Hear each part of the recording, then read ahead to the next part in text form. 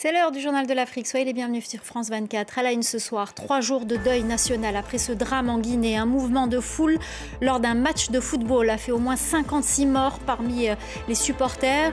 La rencontre était dédiée au président de la transition, Mamadi Doumbouya.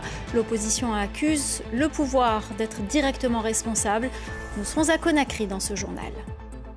El Malick Ndiaye, c'est le nom du président du Parlement au Sénégal. La rentrée parlementaire s'est déroulée ce lundi. Le Premier ministre Ousmane Sonko, pressenti pour le perchoir, a fait savoir qu'il préférait rester à la tête du gouvernement. Nous serons à Dakar dans ce journal. Et puis enfin, l'État belge condamné en tant qu'ancien pouvoir colonial au Congo pour crimes contre l'humanité dans l'affaire des fillettes métisses enlevées à leur mère congolaise et placées de force dans d'autres familles avant l'indépendance en 1960. Les réactions à la fin de ce journal. Ça s'est passé à Nzérékoré, à plus de 800 km de Conakry. Dimanche, un match de football a dégénéré en raison d'une décision d'arbitrage. Les supporters ont envahi le terrain et la situation est vite devenue incontrôlable. La police a fait usage de gaz lacrymogène. Un mouvement de panique est visiblement à l'origine du drame. La correspondance à Conakry de Malik Diakité. Les populations attristées par la tragédie continuent de prendre d'assaut l'hôpital régional pour récupérer les corps ou avoir les nouvelles des proches. Selon des témoins, la ville est placée sous haute sécurité. Les forces de l'ordre ont été déployées en grand nombre sur les grands axes de la ville et au niveau des bâtiments administratifs. Les écoles, banques, commerces et autres services sont restés fermés toute la journée. Le gouvernement a annoncé la prise en charge gratuite et en soutien médical et psychologique pour les blessés. Le président de la transition, le général Mamadi Doumbouya, a annoncé la mise en place d'une commission d'enquête pour déterminer les causes du drame. Cette tragédie est survenue suite à un match de football en soutien au président de la transition. Une finale qui a dégénéré entre les supporters de l'équipe de Nzérékoré et celle de l'Abbé suite à une décision d'arbitrage. Depuis quelques semaines, de tels tournois se multiplient dans plusieurs régions du pays, des événements perçus comme des témoignages de soutien à une éventuelle candidature du général Mamadi Doumbouya à la prochaine élection présidentielle dans le pays. Et puis sachez que la Guinée a décrété ce soir 3 jours de deuil national pour exprimer la solidarité de la nation aux victimes. El Malick Ndiaye est donc, sans surprise, le nouveau président du Parlement sénégalais. Il était le seul candidat. Le Premier ministre Ousmane Sonko, pressenti pour le perchoir, avait fait un peu plus tôt savoir un peu plus tôt dans la journée qu'il préférait rester à la tête du gouvernement pour mener à bien les réformes. Les précisions de notre correspondant Elie Mandao.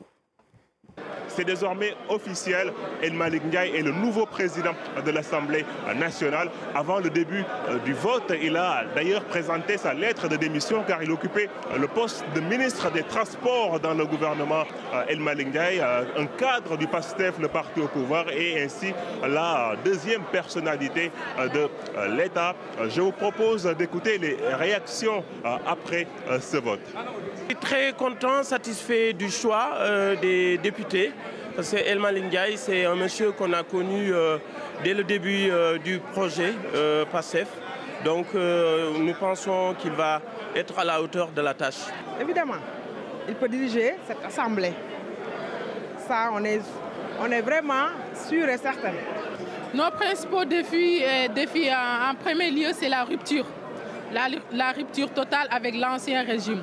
Et ça doit commencer par nos comportements et la manière de gérer l'Assemblée nationale aussi. A noter que le Premier ministre Ousmane Sonko et l'ancien président Macky Sall ont tous les deux présenté leur lettre de démission. Ils étaient tous les deux élus députés à l'issue des élections législatives. L'urgence est maintenant le vote du budget de l'année 2025, un budget qui n'a toujours pas été voté à cause de la dissolution de l'Assemblée nationale au mois de septembre. Et on reste au Sénégal. On va faire le point au lendemain des commémorations du 80e anniversaire du massacre de Thiaroye et de la reconnaissance de la France de ce massacre. On retrouve tout de suite à Dakar Karfa Diallo, fondateur et directeur de l'association internationale Mémoire et Partage et conseiller régional de la Nouvelle-Aquitaine. Merci beaucoup d'être avec nous ce soir. Alors, je le disais, Karfa Diallo, la France a reconnu, par le biais d'une lettre envoyée par Emmanuel Macron à son homologue sénégalais, le massacre de Thiaroye. Est-ce que la forme était à la hauteur de l'événement pour le Sénégal ?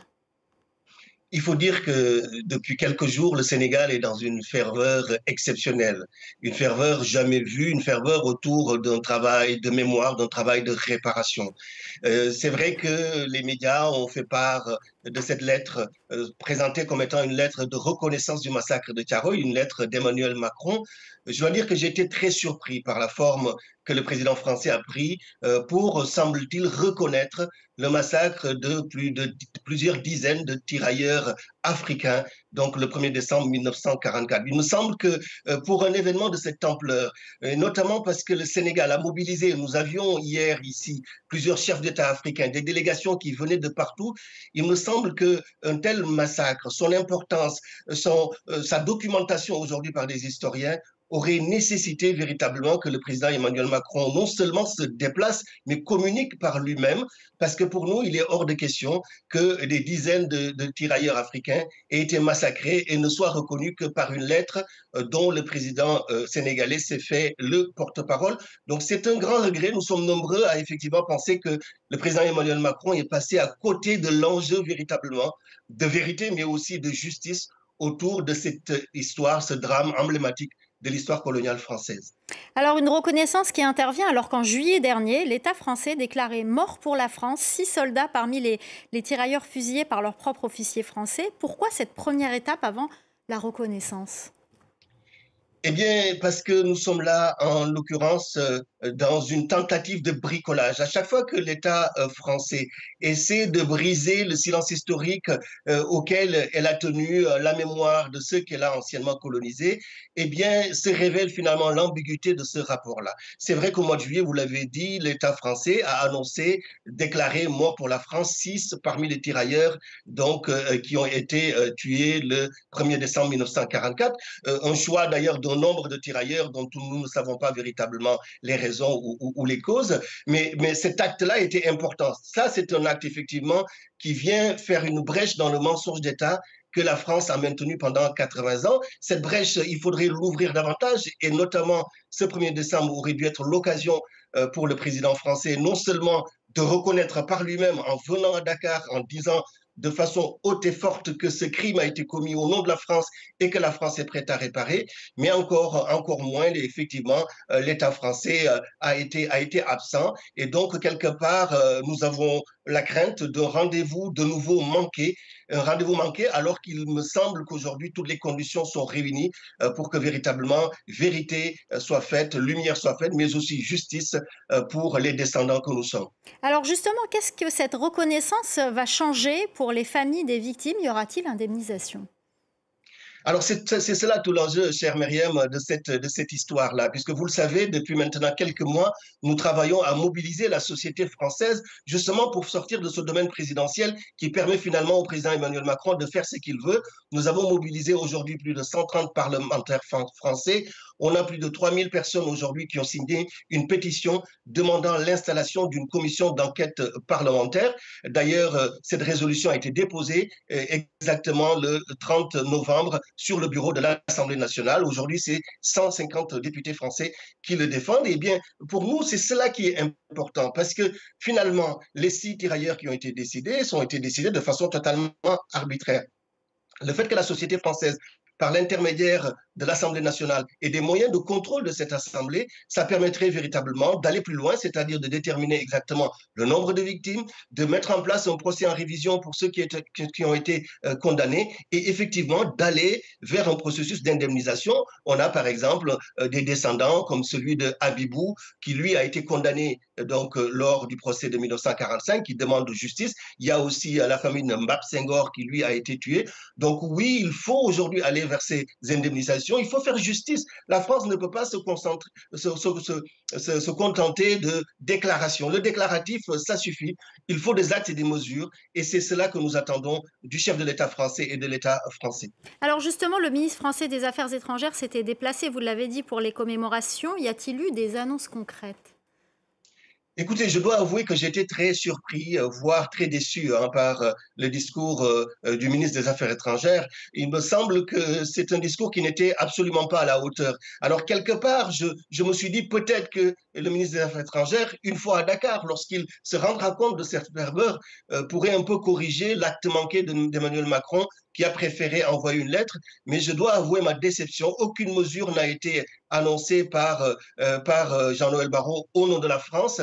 Et ça, c'est très regrettable. Et le ministre des Affaires étrangères est même allé plus loin, puisque dans tout son discours, à aucun moment, il n'a parlé du contexte qui a permis l'assassinat de ces hommes noirs qui étaient venus se battre pour la France, puisque la question coloniale, le contexte colonial qui a justifié qu'on décide que ces villas ne comptaient pas et qu'on pouvait les éliminer sans autre forme de procès, eh bien, n'a pas été rappelé par le ministère des Affaires étrangères, et il faut le regretter. Mais ce qu'il faut aujourd'hui saluer, c'est que le souverainisme africain qui s'incarne aujourd'hui au Sénégal grâce aux nouveaux dirigeants est quelque chose qui peut aller plus loin. On a vu ici des délégations venant de toute l'Afrique et persuadées, convaincues que les questions mémorielles sont l'un des enjeux du développement, de l'émancipation et de la souveraineté des populations africaines et des États africains.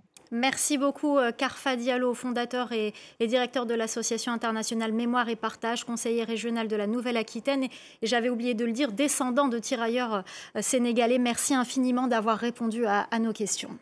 Merci à vous.